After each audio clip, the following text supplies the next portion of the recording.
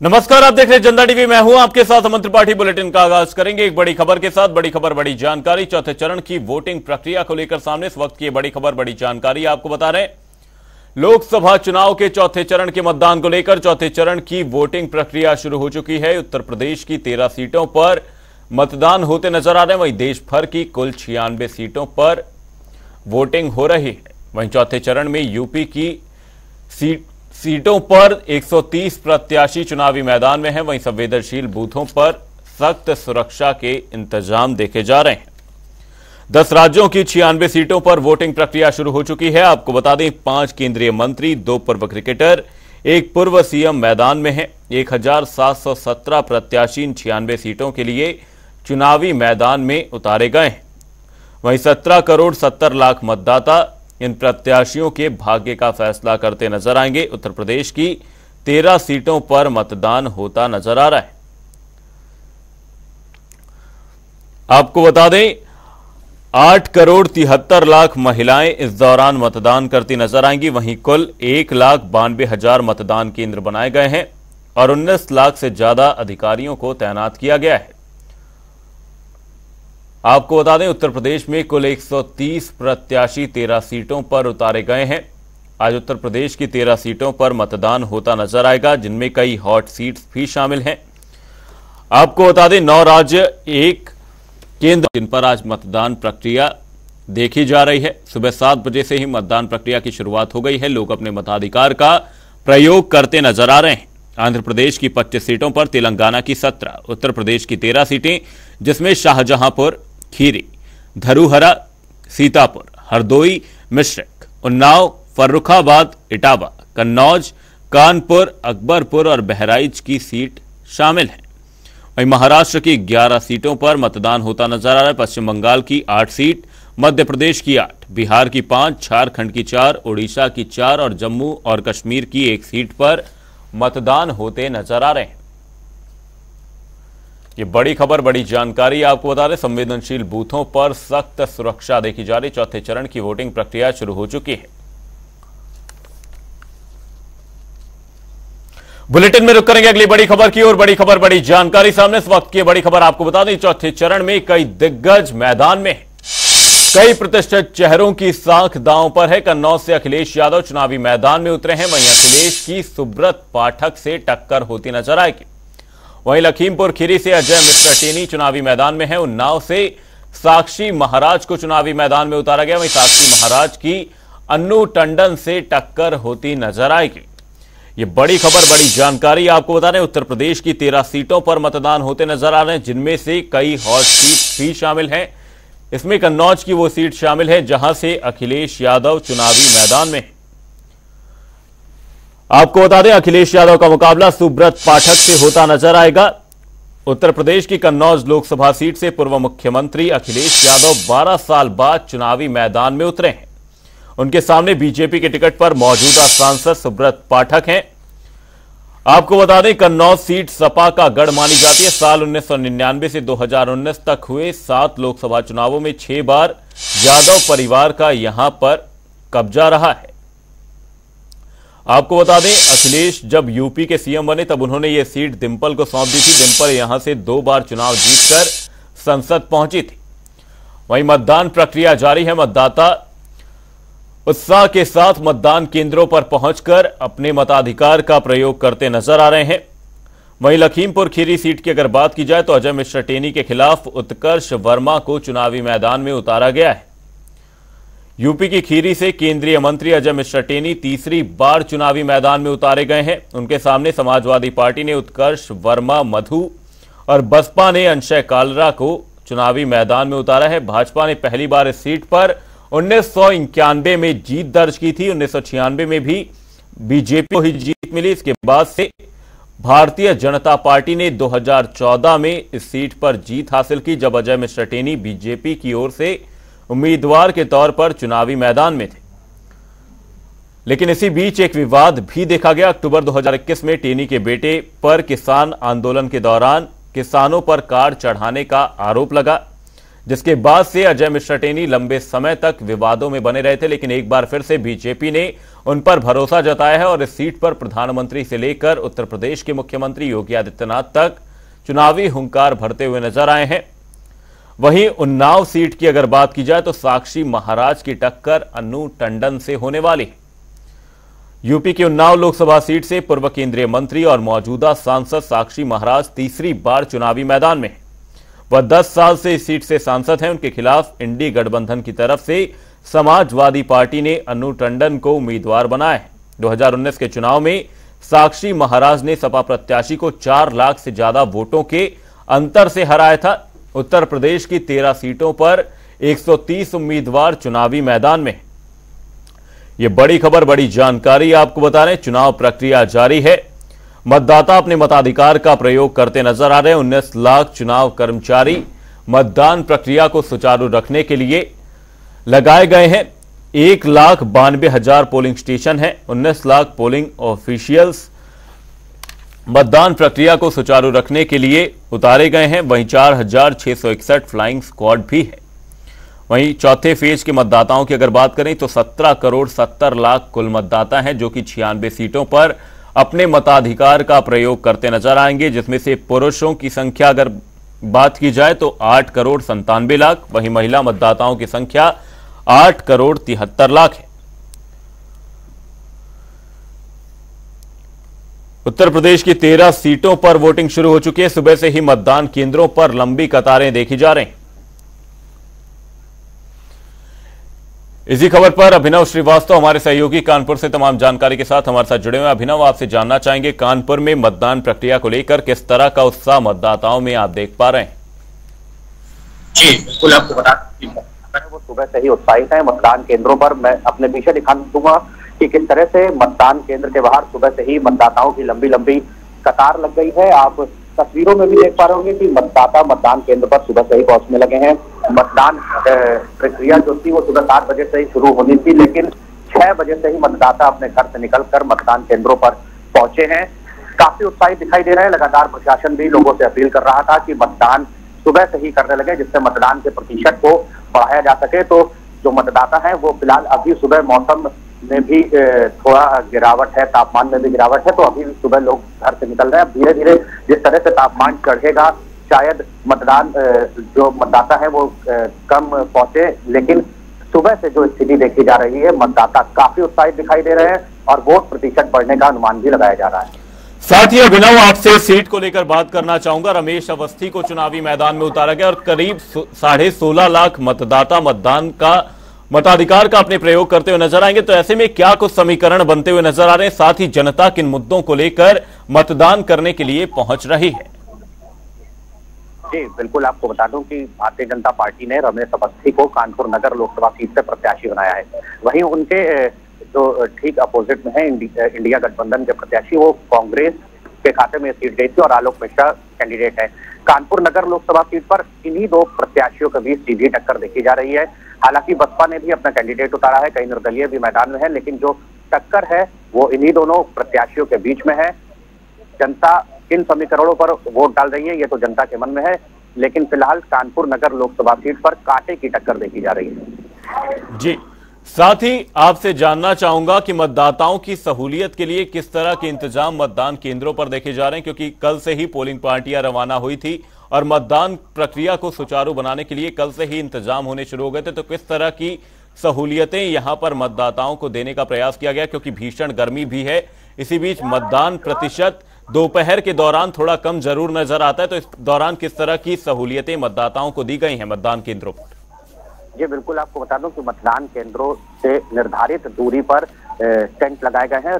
लगातार जिला प्रशासन भी अपनी पूरी नजर इस ओर बनाए रखे है, पूरी तरह से तैयारियां कर रखी है कि जिस तरह से दोपहर होते ही तापमान बढ़ेगा तो मतदाताओं की सहूलियत के लिए उनको धूप से बचाने के लिए उनके लिए पानी की व्यवस्था की गई है, टेंट लगाए गए हैं धूप से बचाने के लिए। साथ ही कई ई रिक्शा लगाए गए हैं जो बुजुर्ग मतदाताओं को घर से मतदान केंद्र तक ला रहे हैं। ये पूरी जो तैयारी है ये जिला प्रशासन ने कर रखी है, जिससे ये जो चुनाव का पर्व है और देश का गर्व है, इसमें मतदान प्रतिशत को बढ़ाया जा सके। वहीं अगर सुरक्षा की बात करें तो कानपुर नगर में 25 ड्रोन कैमरे और लगभग 15,000 जवान हैं जो चुनाव में सुरक्षा में लगाए गए हैं, जिनमें कानपुर कमिश्नरेट पुलिस के जवान हैं, गैर जनपदों से आए पुलिसकर्मी हैं, पीएसी है, सीएपीएफ है, वहीं होमगार्ड भी सुरक्षा में लगाए गए हैं। तो सुरक्षा व्यवस्था के भी पुख्ता इंतजाम है और मतदाताओं की सहूलियत के लिए टेंट भी लगाए गए हैं और पानी की व्यवस्था भी की गई है।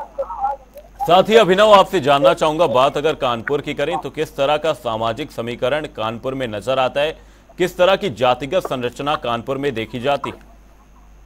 जी बिल्कुल, आपको बता दूं कि कानपुर नगर की जो लोकसभा सीट है इसमें 5 विधानसभा सीटें आती हैं इसके अंदर में, और इनमें से 3 विधानसभा सीटों पर समाजवादी पार्टी के विधायक हैं, वहीं 2 में भारतीय जनता पार्टी के विधायक हैं। जातिगत समीकरण की बात करें तो जातिगत समीकरण यहाँ पर ब्राह्मण बाहुल्य क्षेत्र इसको माना जाता है कानपुर नगर लोकसभा सीट पर। हालांकि 3 विधानसभा में समाजवादी पार्टी के विधायक हैं, जिन क्षेत्रों से समाजवादी पार्टी के विधायक हैं वो मुस्लिम बाहुल्य क्षेत्र हैं। इसीलिए ये अनुमान लगाया जा रहा है कि चूंकि चुनाव है और जिस तरह से गठबंधन हुआ है तो एमवाई फैक्टर भी देखा जाता है कानपुर नगर की लोकसभा सीट, इसीलिए यहाँ पर कांटे की टक्कर भारतीय जनता पार्टी और कांग्रेस के प्रत्याशी के बीच मानी जा रही है। अगर अभिनव 2019 के चुनाव परिणामों की बात की जाए तो सत्यदेव पचौरी को भाजपा ने चुनावी मैदान में उतारा था और हार का अंतर ज्यादा नहीं था, कुल 1 लाख वोटों के आसपास से कांग्रेस प्रत्याशी हारे थे। तो क्या कुछ कारण रहे कि सत्यदेव पचौरी पर इस बार भरोसा न जताकर रमेश अवस्थी को चुनावी मैदान में भारतीय जनता पार्टी की ओर से उतारा गया है? देखिए, सत्यदेव पचौरी का एज फैक्टर सामने आ रहा था, जिसके बाद टिकट बंटवारे के समय ही सत्यदेव पचौरी ने प्रधानमंत्री नरेंद्र मोदी और भाजपा के जो हाईकमान थे उनको पत्र लिखकर चुनाव न लड़ने की इच्छा जाहिर कर दी थी। जिसके बाद भारतीय जनता पार्टी ने रमेश अवस्थी को, हालांकि रमेश अवस्थी कानपुर से जुड़े रहे हैं, लेकिन जिस तरह से कानपुर में जब उनको प्रत्याशी बनाया गया तो अन्य पार्टियों ने इसको एक टारगेट, एक मुद्दा बनाया कि रमेश अवस्थी बाहरी प्रत्याशी हैं, पैरासूट प्रत्याशी कानपुर को दिया गया है। लेकिन इसके बाद रमेश अवस्थी ने बताया और जिस तरह से उन्होंने ये भी बताया कि कानपुर से वो किस तरह से जुड़े रहे, तो सत्यदेव पचौरी का टिकट कटना इसको ये बिल्कुल गलत कहना होगा, क्योंकि सत्यदेव पचौरी ने खुद ही पत्र लिखकर चुनाव न लड़ने की इच्छा जाहिर की थी, जिसके बाद कानपुर से कई दावेदारों ने सीट पर अपने दावेदारी ठोक दी थी। लेकिन भारतीय जनता पार्टी ने रमेश अवस्थी पर अपना भरोसा जताया, रमेश अवस्थी को अपना प्रत्याशी बनाया और प्रधानमंत्री नरेंद्र मोदी ने भी रमेश अवस्थी के लिए रोड शो करके एक गुरु दक्षिणा देने का काम किया। बिल्कुल अभिनव, बने रहिएगा हमारे साथ, जल्द ही आपका रुख करेंगे। यूपी की 13 सीटों पर मतदान प्रक्रिया होती नजर आ रही है। इस दौरान मतदाता मतदान केंद्रों पर पहुंचकर अपने मताधिकार का प्रयोग कर रहे हैं। बुलेटिन में रुकेंगे एक छोटे से ब्रेक के लिए। ब्रेक के उस पार खबरों का सिलसिला जारी है।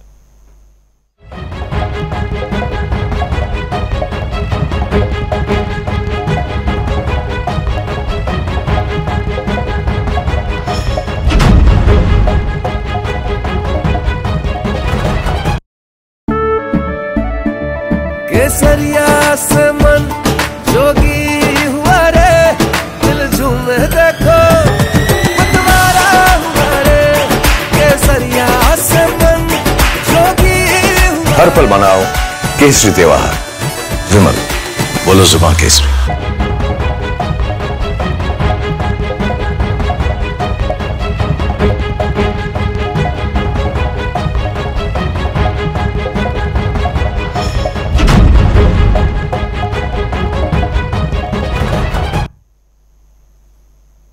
ब्रेक के बाद आपका स्वागत है। आप देख रहे हैं जनता टीवी। चौथे चरण में उत्तर प्रदेश की 13 सीटों पर मतदान प्रक्रिया शुरू हो चुकी है। सुबह 7 बजे से ही मतदाता अपने मताधिकार का प्रयोग करते नजर आ रहे हैं। इसी खबर पर तमाम जानकारी के साथ हमारे 2 सहयोगी हमारे साथ जुड़े हुए हैं। कानपुर से हमारे सहयोगी अभिनव श्रीवास्तव, वहीं इसी बीच हमारे सहयोगी चैतन्य उन्नाव से हमारे साथ जुड़ गए हैं। चैतन्य, आपसे जानना चाहूंगा, साक्षी महाराज को बीजेपी ने चुनावी मैदान में उतारा है, किस तरह का समर्थन उन्हें मिलता हुआ नजर आ रहा है? और साथ ही मतदान प्रक्रिया को लेकर बात करना चाहूंगा कि मतदान प्रक्रिया को लेकर लोगों में किस तरह का उत्साह नजर आ रहा है, मतदाताओं में किस तरह का उत्साह है मतदान प्रक्रिया को लेकर?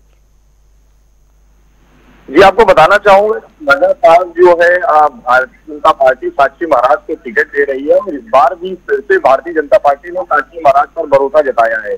आपको बता दें कि जो ग्राउंड रिपोर्ट है, जो भारतीय जनता पार्टी को लेकर जनता की जो राय है, जो राय जानी गई है, उसमें जहां तक भारतीय जनता पार्टी के लिए जो शीर्ष नेतृत्व की बात है, तो लोगों का यही कहना है कि जो योगी और मोदी को देख के ही वोट दिया जा रहा है क्योंकि कहीं ना कहीं थोड़ी सी कमी मिली है। साक्षी महाराज जो है लगातार उनको टिकट दिया जा रहा है जनता के बीच पिछले 10 सालों से है, लेकिन फिर भी जनता के बीच उनकी मौजूदगी कम होना कहीं ना कहीं ये जनता की नाराजगी इसमें जाहिर की गई है।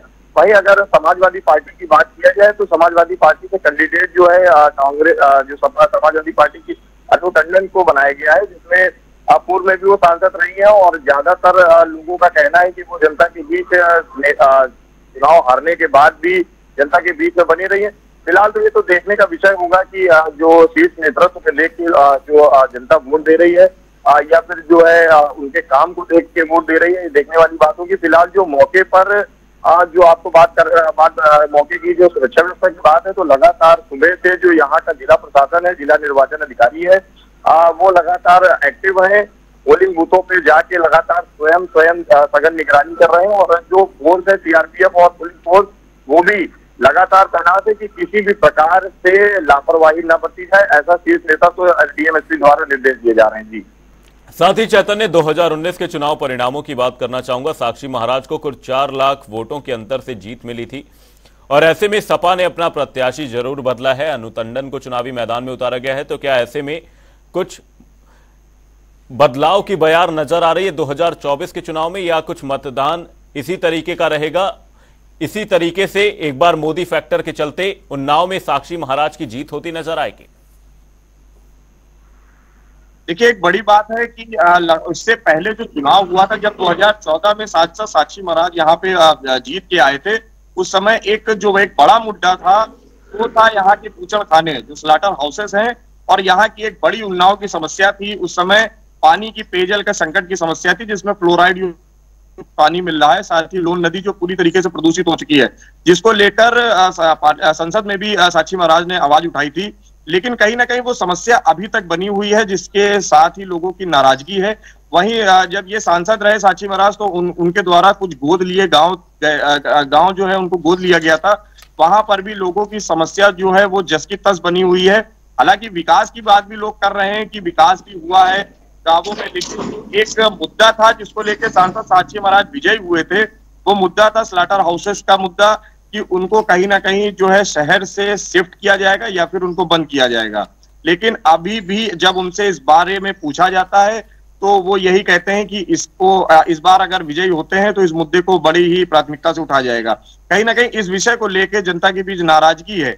लेकिन जो शीर्ष नेतृत्व की बात है कि योगी और मोदी का फैक्टर कहीं ना कहीं ग्राउंड जीरो पे बहुत ही ज्यादा प्रभावी है।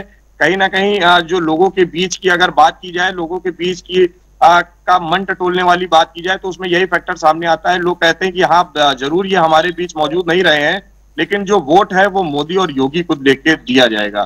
कहीं ना कहीं अगर ये चुनाव जीतते हैं सांसद साक्षी महाराज, तो फिर से एक बड़ी बात होगी कि क्या स्लॉटर हाउसेस यहाँ से उन्नाव से जो है वो शिफ्ट किए जाएंगे, उन्हें बंद किया जाएगा, और लोन नदी के कारण जो लोन नदी दूषित हुई है, जिस कारण पेयजल की समस्या बनी हुई है, उस समस्या को हल किया जाएगा। ये देखने वाली बात होगी। बिल्कुल। इसी बीच इटावा से हमारे सहयोगी राम कुमार जी भी हमारे साथ जुड़ गए हैं। राम कुमार जी, आपसे जानना चाहेंगे इटावा में किस तरीके का उत्साह मतदान को लेकर देखा जा रहा है। वहीं इटावा की अगर बात की जाए तो सपा का एक तरीके से परंपरागत सीट रही है सपा की, तो किस तरीके के समीकरण बनते हुए इटावा सीट पर नजर आ रहे हैं? जी अमन जी, देखिए, कहने के देखा जाए तो इटावा जनपद के कस्बे में करके बात की जाए तो पूरी तरीके से सुबह 7 बजे से जो लगातार मतदान करने के लिए उत्साह देखने को मिल रहा, महिलाएं हो या बुजुर्ग हो, तो पूरी तरीके से कड़ी सुरक्षा व्यवस्था के बीच यहाँ मतदान शुरू हो चुका है। और जो लगातार मतदान के लिए पूरी तरीके से लोग घरों से निकलते हुए नजर आ रहे हैं। भले ही यहाँ मौसम थोड़ी सी बूंदाबांदी भी चल रही है, लेकिन उसके बावजूद भी यहाँ पूरी तरीके से उत्साह देखने को मिल रहा है। जो लगातार लोग घरों से निकलकर मतदान करते हुए नजर आ रहे हैं। देखा जा रहा है, जब यहाँ वोटरों से बात की गई तो उनका कहना है कि नहीं, युवकों से बात की तो उनका कहना है कि जिस तरीके से अगर देखा जाए तो यहाँ कोई भी सुनने को तैयार नहीं, ना ही पुलिस प्रशासन सुनता है, ना ही कोई सुनता है। जो लगातार एक बार फिर कहीं बदलाव देखने के लिए जो प्रशासन के लेकर जो यहाँ नाराजगी देखने को मिल रही है, और पूरी तरीके से एक बार फिर कहीं बदलाव लाने की कोशिश करती है। और यहाँ पूरी तरीके से अगर बात की जाए तो लगातार यहाँ जिस तरीके से यहाँ वोट हो रहे हैं, तो धीरे धीरे से वोटरों का प्रतिशत लगातार बढ़ता जा रहा है। और लगातार यहाँ की अगर बात की जाए तो पूरी तरीके से सुरक्षा के घेरे में जो कई यहाँ पुलिसकर्मी भी लगाए गए हैं, और यहाँ लगातार प्रशासनिक अधिकारी यहाँ अपनी मॉनिटरिंग भी कर रहे हैं। तो देखा ये जा रहा है कि सुबह से 7 बजे से यहाँ लगातार जिस तरीके से वोटिंग की जा रही, तो कहीं ना कहीं देखा जाए काफी उत्साह देखने को मिल रहा है। और अगर बात की जाए तो यहाँ देखा जा रहा है कि धीरे धीरे लोग घरों से निकल रहे हैं और सुरक्षा के घेरे में पहुंचकर जो पता एक शांतिपूर्ण तरीके से मतदान शुरू करने के लिए पूरी तरीके से यहाँ उत्साह देखने को मिल रहे हैं और लगातार अपना जो है मतदान करते हुए नजर आ रहे हैं। साथ ही राम कुमार जी, यहां पर 2024 में भारतीय जनता पार्टी ने एक बार फिर से रामशंकर कठेरिया पर भरोसा जताया है। 2019 के अगर चुनाव परिणामों की बात की जाए तो कमलेश कठेरिया समाजवादी पार्टी से जो चुनावी मैदान में उतारे गए थे तो हार का अंतर इतना ज्यादा नहीं था, कुल 80,000 वोटों से हारे थे सपा के प्रत्याशी। तो किस तरीके से देखा जा रहा है इस बार सामाजिक समीकरण इटावा में, क्योंकि एक बार फिर से रामशंकर कठेरिया पर भरोसा जताया जहां पर भारतीय जनता पार्टी ने, वहीं समाजवादी पार्टी ने अपने प्रत्याशी में जरूर बदलाव किया है। आपको बता दें जितेंद्र दोहरे जी को चुनावी मैदान में उतारा गया है समाजवादी पार्टी की ओर से, तो यह फैसला किस तरीके से लिया गया, क्योंकि कमलेश कठेरिया एक अच्छा चेहरा थे और कुछ 80,000 वोटों का ही अंतर था, तो कमलेश कठेरिया पर क्यों भरोसा ना जताकर जितेंद्र दोहरे पर भरोसा इस बार समाजवादी पार्टी की ओर से जताया गया है? जी अमन जी, देखिए कहीं ना कहीं देखा जाए जिस तरीके 2019 में जो है लगभग 50,000 के करीब जो है वोटों से जो रामशंकर कठेरिया जीते थे, लेकिन एक बार फिर कहीं ना कहीं इंडिया गठबंधन को अगर बात की जाए तो वहां जितेंद्र दोहरे को यहाँ उतारा गया है। तो देखा जा रहा है कि ये ऐसा चेहरा है जो कहीं ना कहीं समाजवादी पार्टी को सफलता हासिल मिलेगी, इसलिए लगातार इस तरीके से इन्होंने एक प्रत्याशी चुनाव और भरोसा भी जताया। डॉक्टर रामशंकर कठेरिया की अगर बात की जाए तो उन्होंने एक बार फिर जो है भारतीय जनता पार्टी ने फिर से एक बार उनको भरोसा जताया। तो देखना कहीं ये होगा कि एक बार अगर समाजवादी पार्टी की जो गढ़ भी माना ऐतिहासिक गढ़ माना जाता था, लेकिन वहीं अगर देखा जाए जितेंद्र दोहरे पर जो भरोसा जताया तो कहीं ना कहीं देखा जाए तो एक बार फिर पूरी तरीके से कांटे की टक्कर यहाँ देखने को मिल रही है। अब देखना ये होगा कि आने वाले समय में किसके चेहरे पर चेहरा सजेगा, क्योंकि यहाँ जिस तरीके से अगर बात की जाए कि समाजवादी पार्टी गढ़ है जो 2019 में जो है किले को ढाया गया था, भारतीय जनता पार्टी ने सेना लगाई थी, लेकिन एक बार फिर कहीं ना कहीं देखा जाए तो पूरी तरीके से यहाँ फिलहाल जो है भारतीय जनता पार्टी के लोकसभा प्रत्याशी डॉक्टर रामशंकर कठेरिया के नेतृत्व में यहाँ प्रधानमंत्री मोदी जी का भी दौरा हुआ है, अमित शाह जी का भी दौरा हुआ है, योगी आदित्यनाथ के भी दौरा हुआ है। तो कहीं ना कहीं देखा जाए तो पूरी तरीके से शीर्ष नेतृत्व के लोगों का यहाँ दौरा हुआ है। कहां तक साबित होगा तो लगातार जिस तरीके से पूरी तरीके से भारतीय जनता पार्टी प्रत्याशी को जीत का मत देके गए, लेकिन अब ये देखना होगा कहीं ना कहीं इंडिया गठबंधन के जो जितेंद्र दोहरे हैं और इन पर भरोसा जताया अखिलेश यादव जी ने, तो अब देखना ये होगा कि कहां तक सफलता मिलेगी, क्योंकि लगातार अगर बात की जाए इटावा जनपद की बात की जाए तो पूरी तरीके से यहाँ एक जो कांटे की टक्कर देखने को मिल रही है। कानपुर से हमारे सहयोगी अभिनव श्रीवास्तव का रुख करूंगा। अभिनव, आपसे जानना चाहूंगा कि जो मोदी योगी फैक्टर है ये कानपुर में भी काम करता हुआ नजर आ रहा है, क्या जनता यहां पर प्रत्याशी के चेहरे को देखते हुए मतदान करती हुई नजर आ रही है, या कानपुर में भी आप मोदी योगी फैक्टर का असर देख पा रहे हैं? जी बिल्कुल, आपको बता दूं कि कानपुर में भी जो जनता वोट करने पहुंची है वो मोदी योगी फैक्टर पर ही वोट कर रही है, क्योंकि प्रत्याशी रमेश अवस्थी जिनको भारतीय जनता पार्टी ने अपना कैंडिडेट बनाया है वो कानपुर से शुरुआत से जुड़े नहीं रहे हैं, लोगों के लिए नए हैं। लोग जो मतदाता मतदान करने के लिए जा रहा है वो मोदी योगी फैक्टर पर ही, भारतीय जनता पार्टी का जो वोटर है वो मोदी योगी फैक्टर पर ही जा रहा है। वहीं अगर गठबंधन के प्रत्याशी की बात करें तो गठबंधन के प्रत्याशी को भी यहाँ पर कमजोर नहीं आंका जा रहा है, लगातार सीधे टक्कर देखी जा रही है। हालांकि कानपुर नगर की अगर बात करें तो कानपुर नगर में 3 लोकसभा सीटें हैं, कानपुर नगर, अकबरपुर और मिश्रे। अकबरपुर लोकसभा सीट की बात करें तो यहाँ पर देवेंद्र सिंह भोले वर्तमान जो मौजूदा सांसद थे, भारतीय जनता पार्टी ने एक बार फिर से उन्हीं को प्रत्याशी बनाया है। उनके जो अपोजिट में है वो समाजवादी पार्टी के खाते में ये सीट गई थी, तो राजा रामपाल को प्रत्याशी बनाया गया है। पूर्व में यहाँ से सांसद रह चुके हैं। बसपा का कैंडिडेट एक तरह से डमी कैंडिडेट के रूप में यहाँ पर चुनाव लड़ रहा है, तो अकबरपुर लोकसभा सीट पर भी सीधी टक्कर भारतीय जनता पार्टी और समाजवादी पार्टी के प्रत्याशी के बीच भी देखी जा रही है। अकबरपुर लोकसभा सीट में भी 5 विधानसभा क्षेत्र हैं, जिसमें घाटमपुर, महाराजपुर, अकबरपुर। अभिनव, आपको इसी बीच रोकना चाहूंगा। उत्तर प्रदेश की 13 सीटों पर मतदान होता नजर आ रहा है, यूपी की 13 सीटों पर 130 प्रत्याशी चुनावी मैदान में है। बहुत बहुत धन्यवाद आप सभी सहयोगियों का तमाम जानकारी के लिए। संवेदनशील बूथों पर सुरक्षा व्यवस्था को कड़ा कर दिया गया है।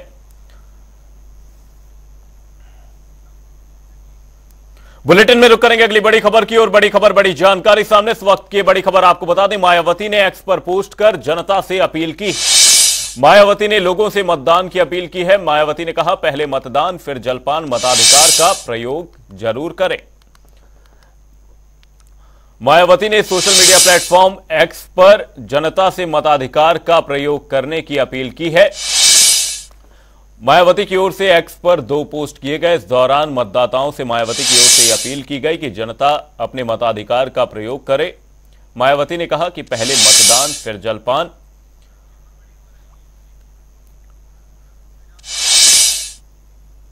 बुलेटिन में रुक करेंगे अगली बड़ी खबर की ओर। बड़ी खबर, बड़ी जानकारी लखनऊ से सामने। लखनऊ से इस वक्त की बड़ी खबर आपको बता दें, सपा अध्यक्ष ने ट्वीट कर बीजेपी को चेतावनी दी है। सपा अध्यक्ष ने कहा कि बीजेपी सत्ता का दुरुपयोग कर रही है, लोगों को वोट डालने से रोकने का षड्यंत्र किया जा रहा है। बीजेपी को चेतावनी दी जा रही है कि वो जनता के रास्ते में ना आए। सपा अध्यक्ष ने भाजपा को चेतावनी दी है कि वो जनता के रास्ते में ना आए। वोटर को वोट डालने से रोकना भी एक अपराध है। भाजपाई असामाजिक तत्व की तरह हिंसा पर उतारू है। ये बड़े आरोप अखिलेश यादव की ओर से भारतीय जनता पार्टी पर लगाए गए। कन्नौज के चुनाव को लेकर उन्होंने कहा तनाव का माहौल। ये बड़ी खबर, बड़ी जानकारी। सपा अध्यक्ष ने ट्वीट कर बीजेपी को चेतावनी दी है, भाजपा को चेतावनी देते नजर आए। उन्होंने कहा भाजपा को चेतावनी है कि वो जनता के रास्ते में ना आए। बीजेपी सत्ता का दुरुपयोग कर रही है, लोग वोटर को वोट डालने से रोकना भी एक अपराध है।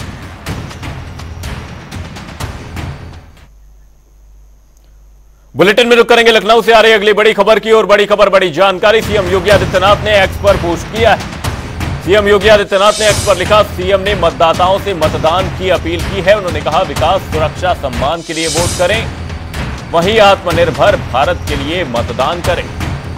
सीएम योगी आदित्यनाथ ने सोशल मीडिया प्लेटफॉर्म एक्स पर पोस्ट करते हुए लिखा, लोकसभा चुनाव 2024 का आज चतुर्थ चरण है। सभी सम्मानित मतदाताओं से अपील है कि विरासत और विकास के लिए, देश की सुरक्षा व सम्मान के लिए, आत्मनिर्भर और विकसित भारत की संकल्पना के लिए मतदान अवश्य करें।